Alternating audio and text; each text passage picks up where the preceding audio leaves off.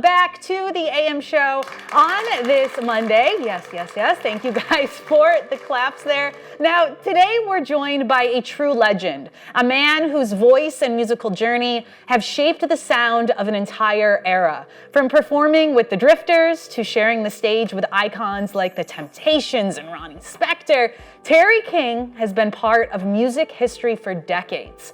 As the last remaining member of the Drift-ettes, he continues to carry the torch of one of the most influential groups in pop and R&B history. Please welcome the legend, Mr. Terry King. Woo! Thank you.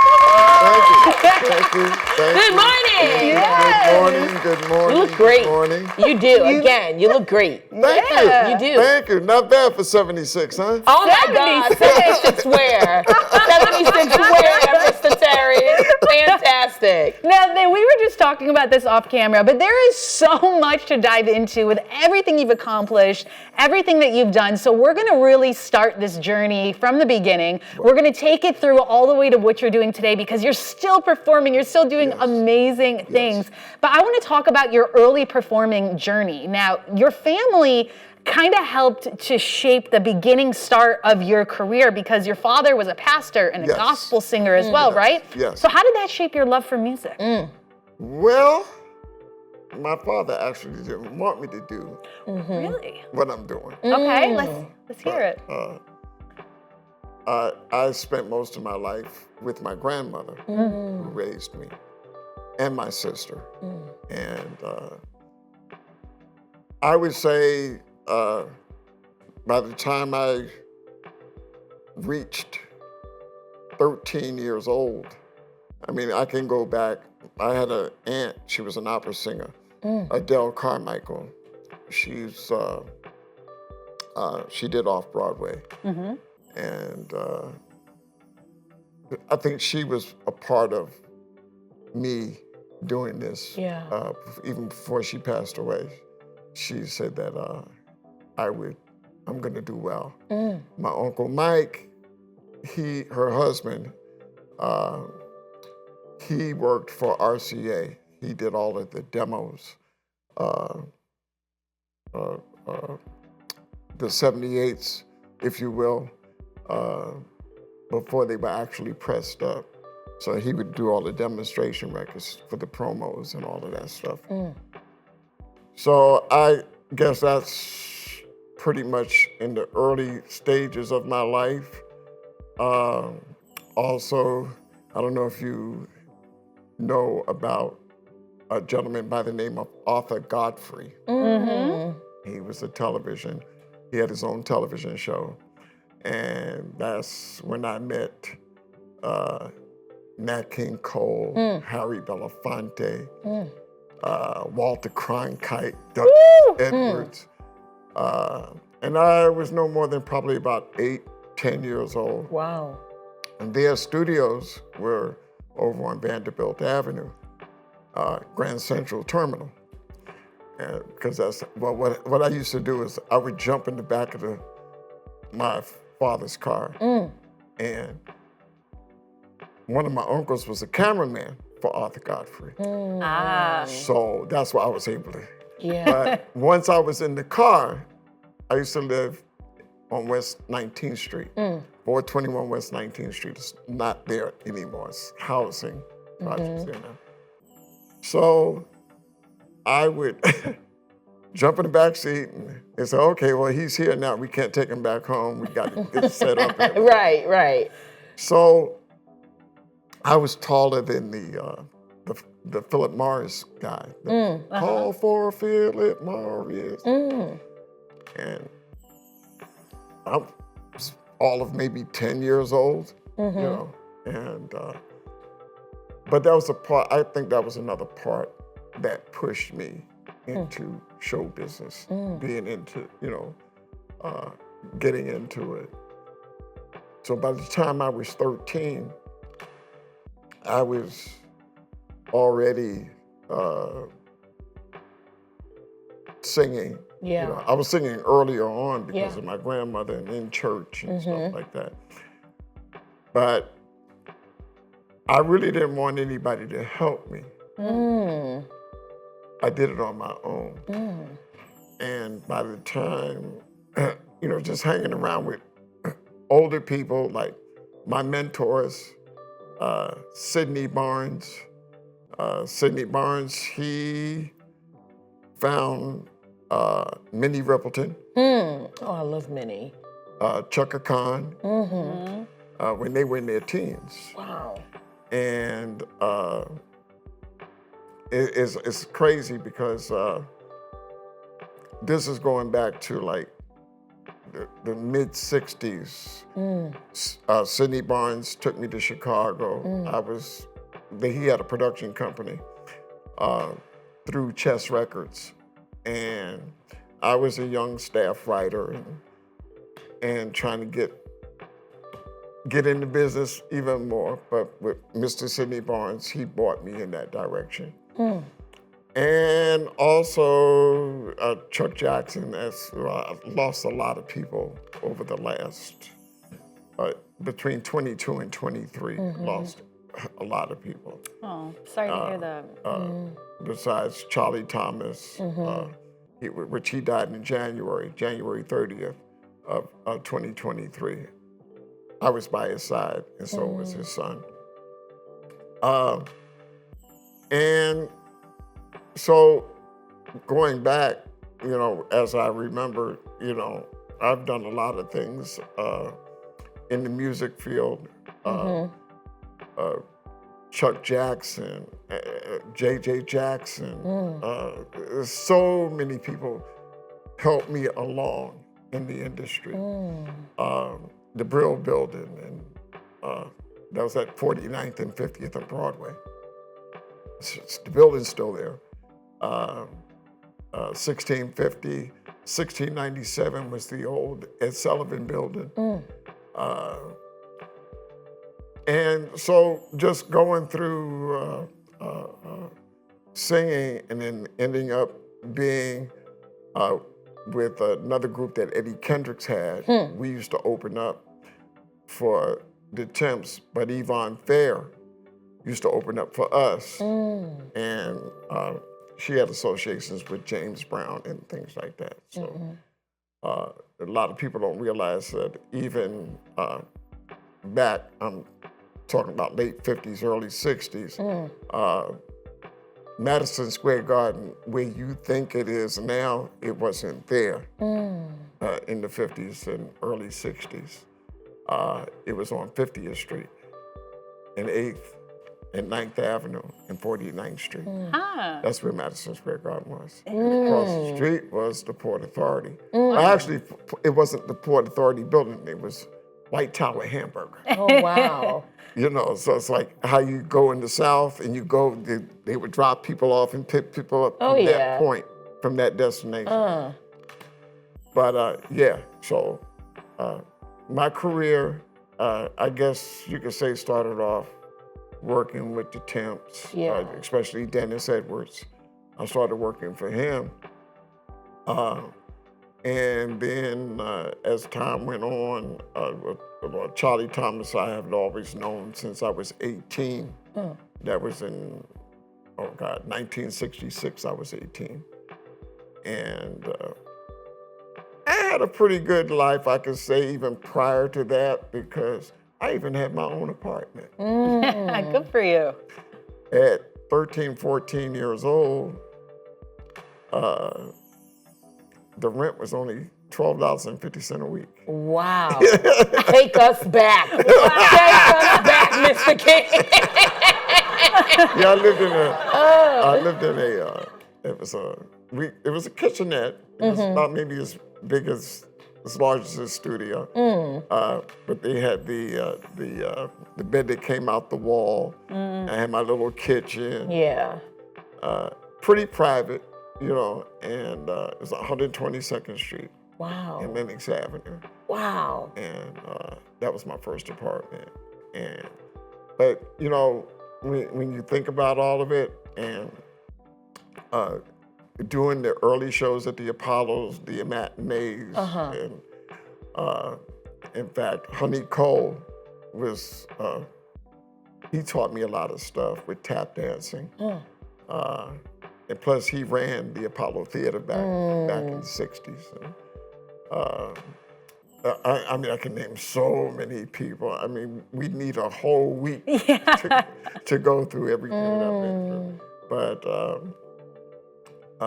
I've seen a lot of different things happen in the South, and people don't realize still a lot of things were going on between 68 and 70 in the South. Yes. There was still a lot of mess going on. Oh, yeah.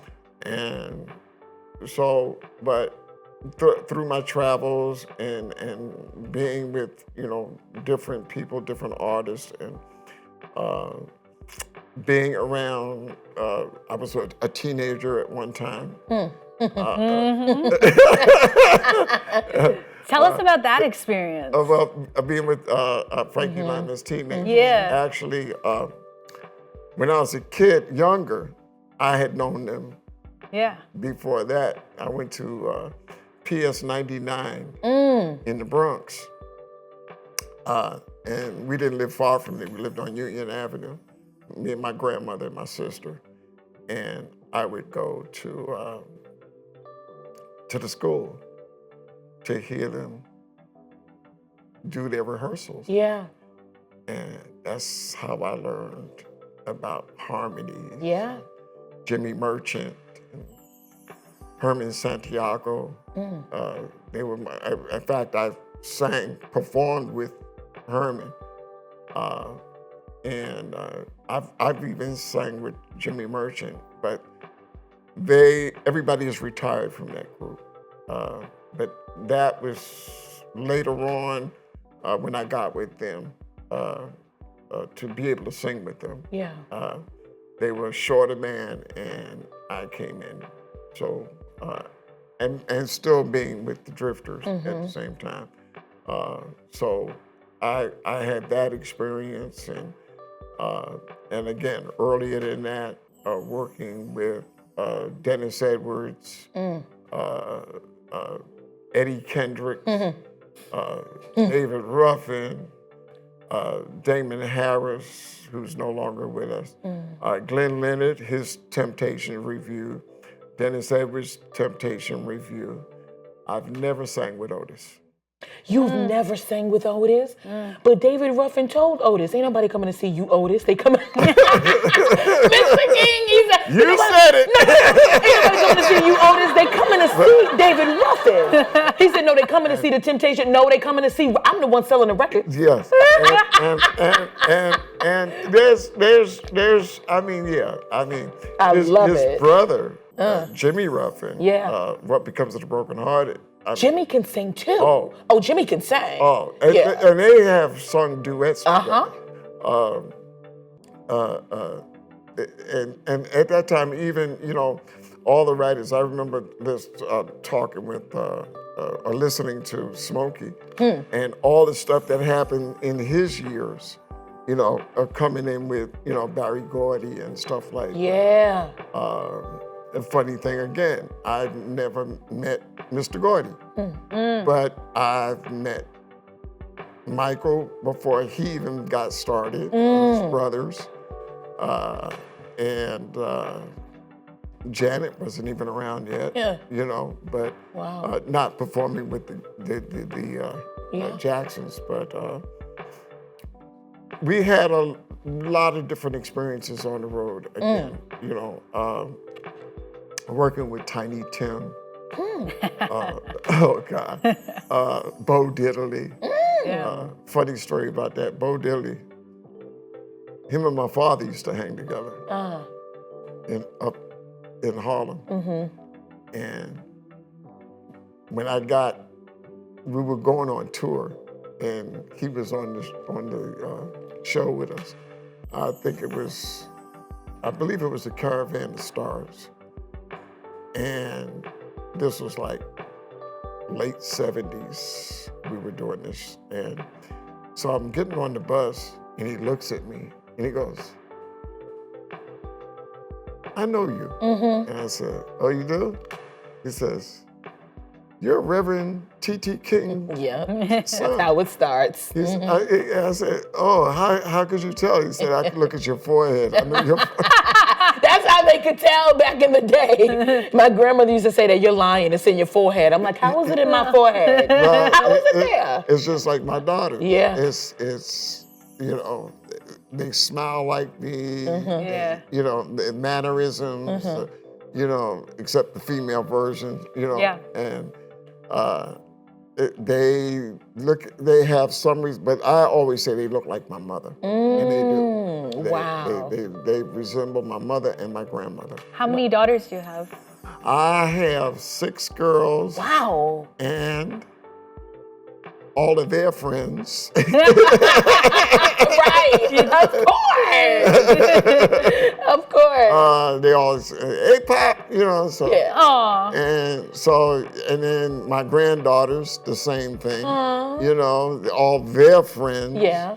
And there's a slew of them. So I lost count at 15. Wow. I love it. I'm telling you. So it's, but it's a wonderful experience. I've always taken them. I was a single parent for a while. I see. So, and then I had my mom, God rest her soul, before she passed away. So I had her living with me, 4 of my daughters living with me, and we were in Jersey City at the time. And I'd run off, go do my shows and stuff, but there was, honestly, they kind of grew up in the business too, and because I would take them to some of the daytime shows, like with Dick Clark. We were on tour. We go to like carnivals and stuff, So if it was in the budget, I'd take them with me. Yeah. What an upbringing. Oh my Yeah. God. Could you imagine being there? Like, my father's Terry King. Yeah. Where you going for the weekend, honey? We going to Carnegie Hall. Where are you going? Oh my goodness. I love it. Mr. King, I feel like we can talk to you forever. We really can. I love talking to people who are seasoned, who have wisdom, who have stories for days. Right now, we are just going to take just a short, quick commercial break, Mr. King. But we are going to be right back after these messages because I know you have so much more magic to share. We'll be right back, everybody. I love it. I'm selling a record. I'm selling a record.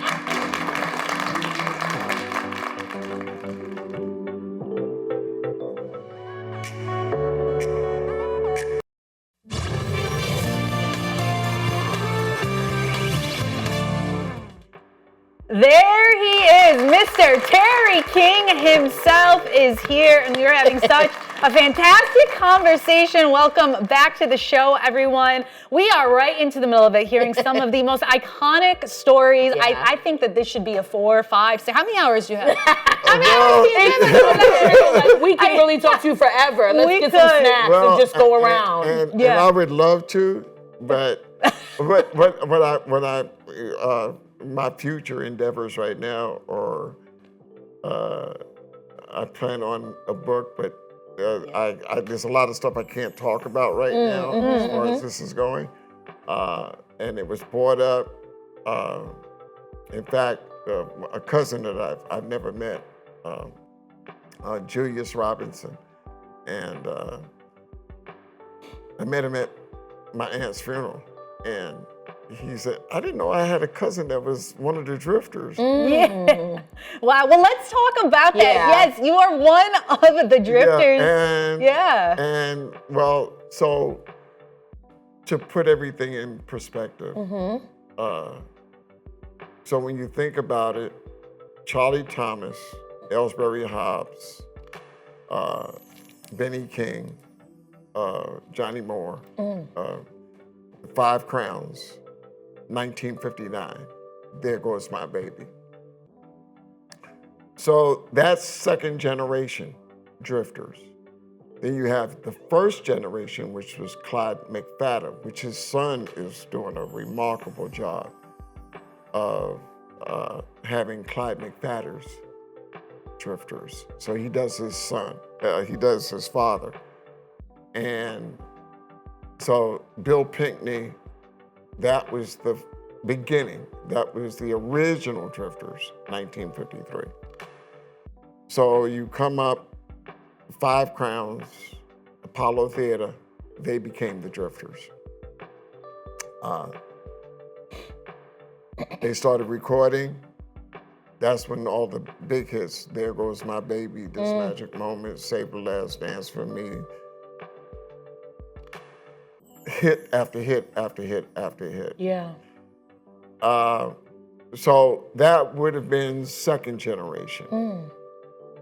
So I stepped in. Charlie had been looking for me for years, and he had been looking for Don Thomas. And so late 70s, we ran into each other, and we were on a plane going to, I think, South Carolina to do a show. And so that was my start of being with them.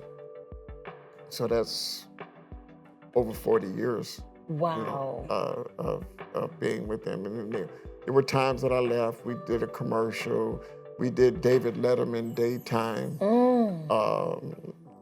We had the Slit Small Liquor Bull commercial, which I just happened to see a few minutes ago. Oh yeah, we had that right up there. Yeah, and then there's Charlie there. We did that in California. J.T. Carter's on the right there. He's an original Crest.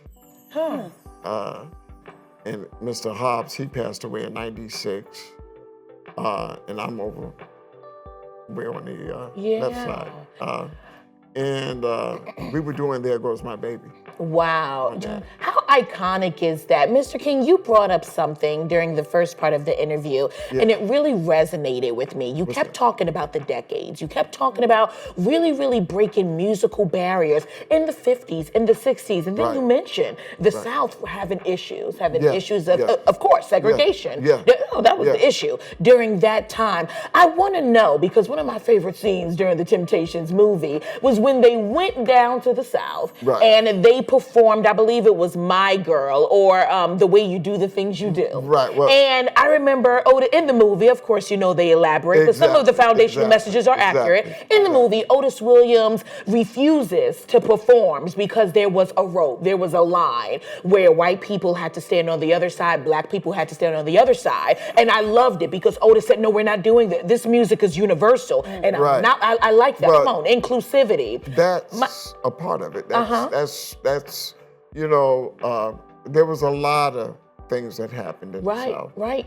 And yes, something almost happened to me, you know. I'm sure. But because of who I was and who I was with in Birmingham, Alabama, it was no joke. Oh, I've been to Alabama. So racism, the whole thing was still alive in the 70s. Oh, yeah. You know, but yeah, Temptation, Little Richard, Chuck Berry. Yeah. They all broke those barriers where people could come together. That's it. You know, and so they seen it. Nobody was hurting anybody. Yeah. You know what I mean? So, you know, I mean, and then we have the radio people back, Alan Freed and Dick Clark, TV. You know, I mean, it was like when that started happening, and you started seeing all of the, and then later on you had Don Cornelius and you know. Yes. But again, you still, in some parts in the United States, it still exists. Oh yeah, sure. It still exists, you know, and a lot of times, you know, it's like if you get pulled over, you know, and I've been pulled over a couple times, but how I carried myself, and when the guy looked at me, it was one incident where I got pulled over. I had a bunch of friends. We were in Florida, and Charlie had all of my identification in his car. And the young ladies that were riding with me, we were coming from the other show, and it was for the sheriff's department in Florida. We were on our way to the next gig, and looked at the girl. The girls had to go to the bathroom. And we had, I think if I remember correctly, it was Kentucky Fried Chicken or something like that. And so we had to empty the garbage out. So when the girls got out to go to the bathroom, I was going to get the gas. And when I walked in, the lady behind the counter ducked down and like pretty much disappeared. Mm-hmm. I turned around and I looked outside and I seen a police car or trooper on the other side of the street. I seen one down the block. I seen one this way. I said, ladies, I said, when we get in this car, we're going to get stopped. Mm-hmm. So be prepared. So as soon as I drove off, all of these pickup trucks, police, everything. Mm-hmm. After we got about a quarter mile away, well, it just so happened that I think it was a lieutenant. He walked up to the car, and they all had their shotguns and everything out. Mm-hmm. And he said, he looked at me, and he was going to ask me for my license and registration. Yeah. But it was in Charlie's car. Luckily for us, from the show that we just did, it was for the Sheriff's Benevolent Association. Oh, wow. My picture was on the cover. See?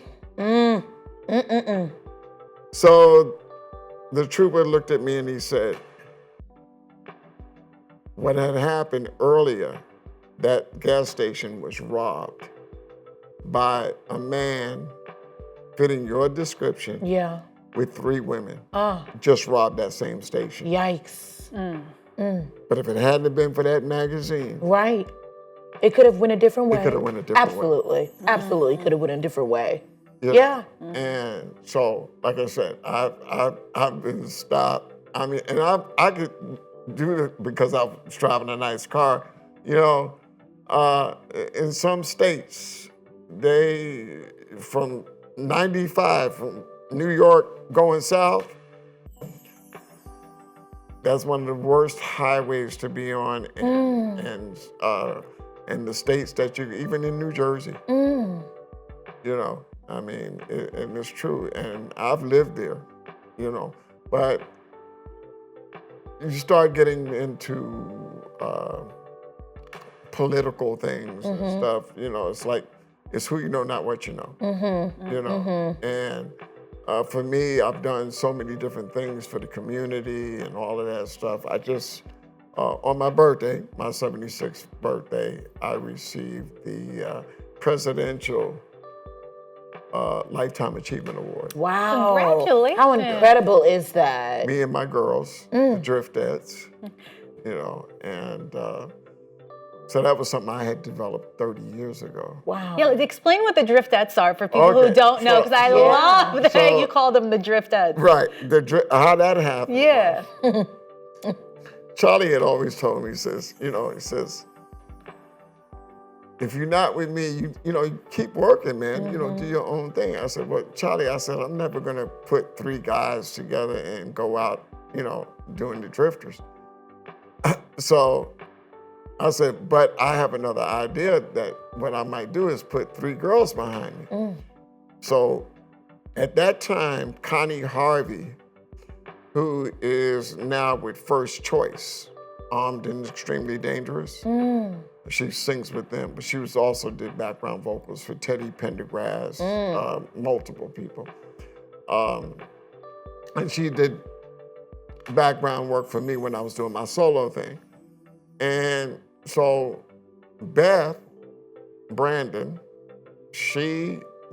when she heard that's what I was gonna do, she said, I'm gonna be one of the first ones. And I said, okay, yeah, Beth, no problem. So she's married. Her husband, very nice guy. They have a company called Dave's Cast of Characters. They do all the parties for children and stuff like that with all the different TV characters, and Marvel magazine, the Superman, and all of that stuff. Fun. Yeah. So they even have the car replicas and stuff like that that Batman used and all that stuff. And so I guess they had the licensing or however it happened, but they got it. They've been doing it for years. But I would also, with Beth, when I was on my own, I was doing weddings with her. And I was doing stuff with Connie separately. And then I finally ended up with Lori Nebo, who became one of my Drift-ettes. And I end up with Beth. And Beth brought in another young lady. And last name is Fontana. And so I had all of them. So we did a few shows together. And I think we actually have a little bit of a clip of one of those shows, which we can show right now. Let's check it out. Tell me if this is actually what we're chatting about. Let's play the video right now. I gotta see which video. Yeah.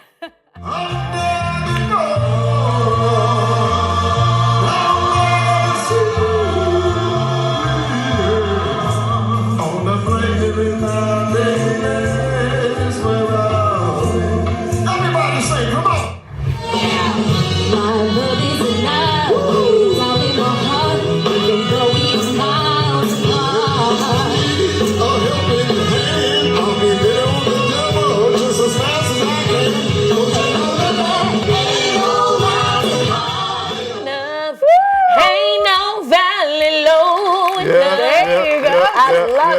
So that was your granddaughter, Drift-ette, right? Yeah. Let's hear about that. Yeah, it was actually, that was a surprise. Ah. And she came on stage with me. She has her own thing. She's did this thing with Fetty Wap. A few years back, and that was another issue that I'm not going to bring up about. But she's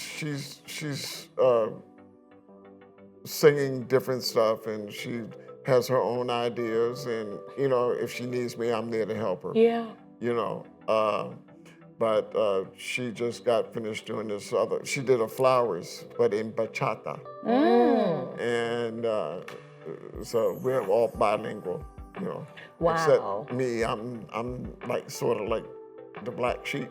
You're doing a lot of other things, don't worry. You really are. That doesn't sound like the black sheep to me. Just really being an icon, being around all of those icons. I gotta tell you, Mr. King, I know we only have about a minute or less with you, but I gotta tell you, I find it interesting that you got your start in the church. You mentioned that your dad was a reverend. My father's a reverend as well. Oh, okay. So I know what you mean. You really just really get curated and molded and sculpted in the church. Your speaking ability, that music ability. And I give a lot to my grandmother. Yeah. Who raised you. Raised me. Yeah. And to become the man that I am today.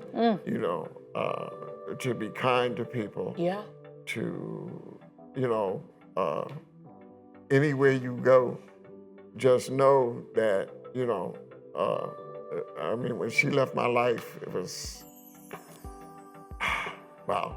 And then my mom, you know, same thing, you know. I've had a lot of good times with them, shared a lot of good times. I've been scolded a couple times as a little guy, but not really serious, you know. But my life, you know, my upbringing, you know, helped me to do all that I do. And when I look back, my life really started in music in 1961. I was 13 years old. Wow. And like I said, all the people that I hung out with were legends. You know, Chuck Jackson. I just did a thing, his memorial. My cousin Etienne Lytle, he was his musical director for 30 years. So they were family too. Yeah. You know what I mean? And Etienne and I are first cousins, you know. So in the Bronx, we used to hang out, well, his dad and I. And then I moved to Brooklyn. So I spent a lot of my time in Brooklyn. Yeah. You know, Lexington Avenue. Between Sumner and Troop. That's where I lived. Not too far from Ernest Wright from the Imperials. So that's, again, I knew them way back then, and then started merging and having ideas, you know, that I was developing around him, J.T. Carter from the Crest, you know. And I still have some ideas, but even now, what I'm getting ready to do, and I had bought it up, and it's all about having backers, you know, that are going. So they're right now going to put together maybe a one-man show. That would be fantastic. Yeah. Folks would come to that, Mr. King, because you know you have so much to offer, and it's so obvious that your music has just served as this universal element of healing throughout the day, and it transcends. It does. Because it's classic music. Now, Mr. King, unfortunately, I mean, we hate to see the time coming, but we do have to let you go, unfortunately. But in conclusion, where can folks find you? I know you're 76 years young, but are you active on social media? Yes, I am. You I'm are? on Facebook. Okay, tell us, what's your handle? Okay, so I just recently, a couple days ago, something had happened when I was transferring my phone to a new phone that I have now. But this had been going on for a while with Facebook. So I opened up another Facebook account. Okay. My original account had like 3,000 followers or something like that, or 3,000 friends and 1,500 followers or something like that. So I lost that. I just got back in touch with all of those people that were there. So Facebook, I'm on Instagram, I think it's At Terry King _, Yes. King _ Sir, as SR. SR, yes. Yes. My son did that. I love it. I love it. You Yeah. guys, you have to be sure to visit Terry King. If y'all want to soak up the joy, the magic, you gotta.